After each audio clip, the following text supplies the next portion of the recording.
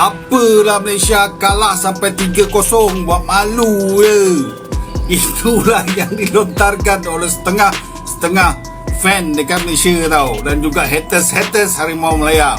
Okey, bagi aku relax lah. Ini salah adalah relax. perlawanan persahabatan tertutup. Okey, persahabatan tertutup ni banyak benda lah yang kita nak kena tengok dalam pasukan kita. Pasal tu dia buat tertutup. Daripada segi nak uji daripada segi taktikal, nak uji daripada segi persefahaman pemain, nak tengok siapa yang serasi kat bahagian ni. So banyaklah uji kaji yang nak dibuat dalam perlawanan secara tertutup ni sebenarnya. Okey. Untuk perlawanan secara tertutup ni, kita tak bolehlah anggap dia ni sebagai kayu ukur sebenar untuk pasukan kita.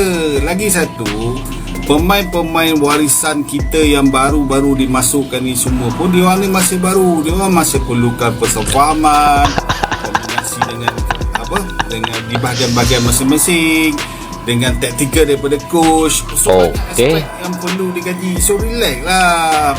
Kalau kau asyik nak menang je, baik kau suruh keluar main keluar main baru boleh menang. Ini perlawanan tutup. Tunggu 10 hari bulan ni kita tengok. Okay? Dan aku difahamkan untuk malam ni juga kebanyakan pemain ada pemain tempatan yang diturunkan. So apa tujuan dia sebenarnya? Mungkin dia nak tengok daripada segi taktikal, pemain yang mana serasi yang nak diturunkan nanti. Yalah, korang ni relax lah.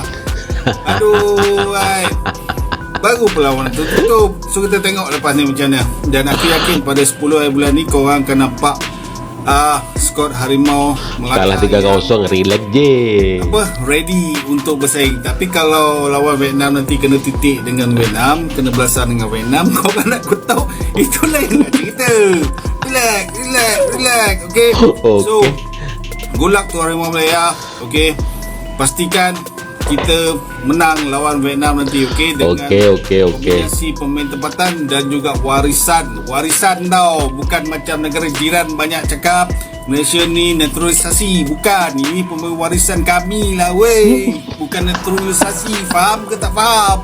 Okay. So 10 hari bulan adalah hari yang ditunggu-tunggu oleh seluruh peminat bola sepak di Malaysia. Nak tengok revolusi ni tahap mana, berjaya tak berjaya tu nombor 2 lah. Terpenting bagi aku nak tengok ni macam mana corak permainan revolusi ni nanti, padu ke tak padu. Okay, apa-apa pun, kalah atau menang Vietnam nanti, Harimau Malaya tetap di hati. Okay, lawak so, orang selamat berjuang. Kami sentiasa berada di belakang Harimau Malaya. 3-0.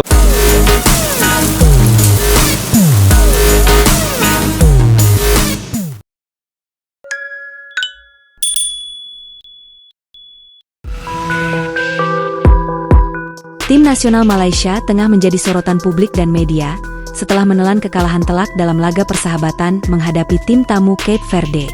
Pertandingan yang digelar di Stadion Nasional Bukit Jalil, Kuala Lumpur, itu berakhir dengan skor 0-3 untuk kemenangan Cape Verde, sebuah hasil yang menimbulkan kekhawatiran serius terhadap kesiapan Malaysia menyambut ajang kualifikasi Piala Asia 2027. Laga ini sejatinya adalah bagian dari rangkaian uji coba Malaysia sebagai persiapan menghadapi babak ketiga kualifikasi Piala Asia, di mana mereka tergabung dalam grup F bersama Vietnam dan satu negara lainnya.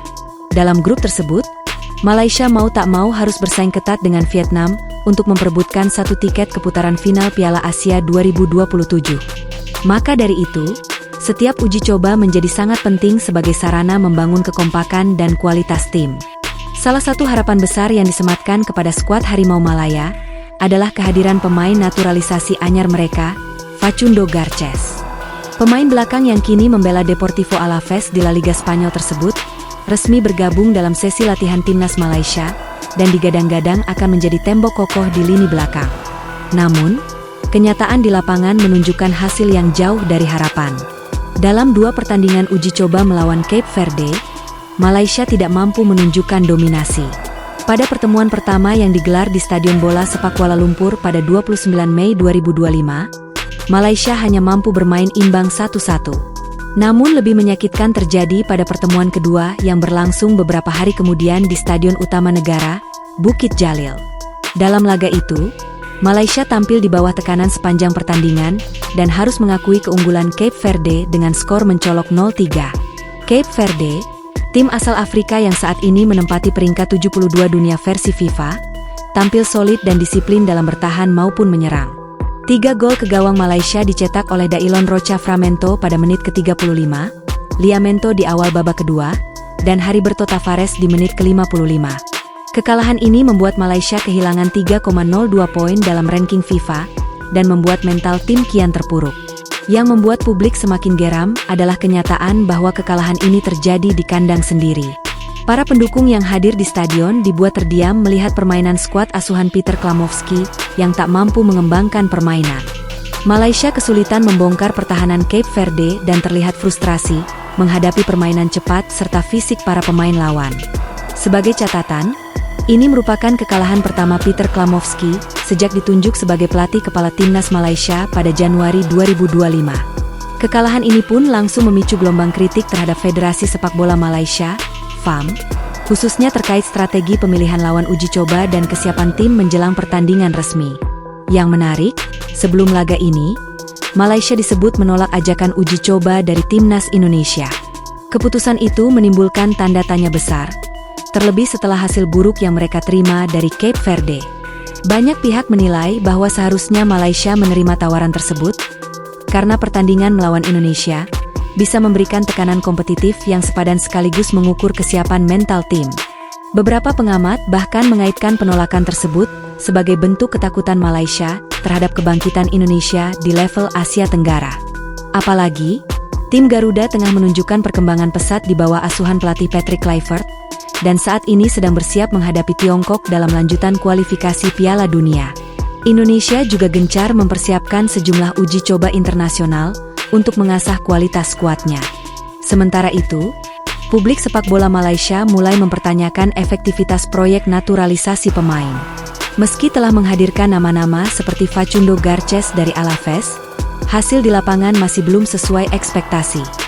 Kombinasi antara pemain lokal dan naturalisasi masih belum padu dan kerap terlihat celah koordinasi, terutama di lini pertahanan. Cape Verde sendiri bukan tim yang asing bagi sepak bola internasional. Mereka adalah peserta tetap di Piala Afrika dan memiliki komposisi pemain yang banyak berkarir di liga-liga Eropa.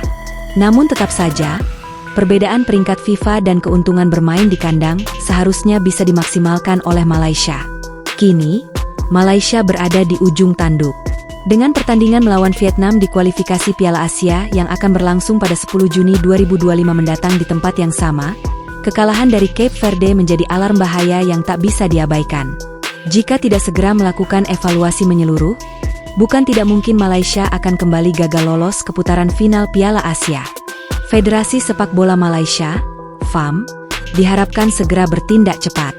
Kritik dari masyarakat bukan hanya tentang hasil pertandingan, tetapi juga menyangkut arah kebijakan sepak bola nasional. Apakah strategi naturalisasi ini benar-benar menjadi solusi atau hanya menjadi langkah jangka pendek yang tak berkelanjutan? Di sisi lain, Indonesia yang sebelumnya disebut ditolak ajakan uji cobanya oleh Malaysia, kini justru berada di jalur persiapan yang lebih matang. Tim Merah Putih sedang dalam performa positif dan mendapat banyak kesempatan beruji coba dengan tim-tim dari Asia dan Timur Tengah. Hal ini bisa menjadi pembeda besar di kemudian hari dalam menentukan siapa yang lebih siap di level regional dan internasional. Kesimpulannya, kekalahan 0-3 dari Cape Verde bukan sekadar angka di papan skor. Ini adalah cermin dari permasalahan mendalam dalam tubuh timnas Malaysia, mulai dari taktik, mental, kebijakan teknis, hingga hubungan dengan sesama negara Asia Tenggara. Jika Malaysia ingin bangkit dan membuktikan diri di kancah Asia, maka evaluasi total dan pembenahan menyeluruh adalah keharusan, bukan pilihan.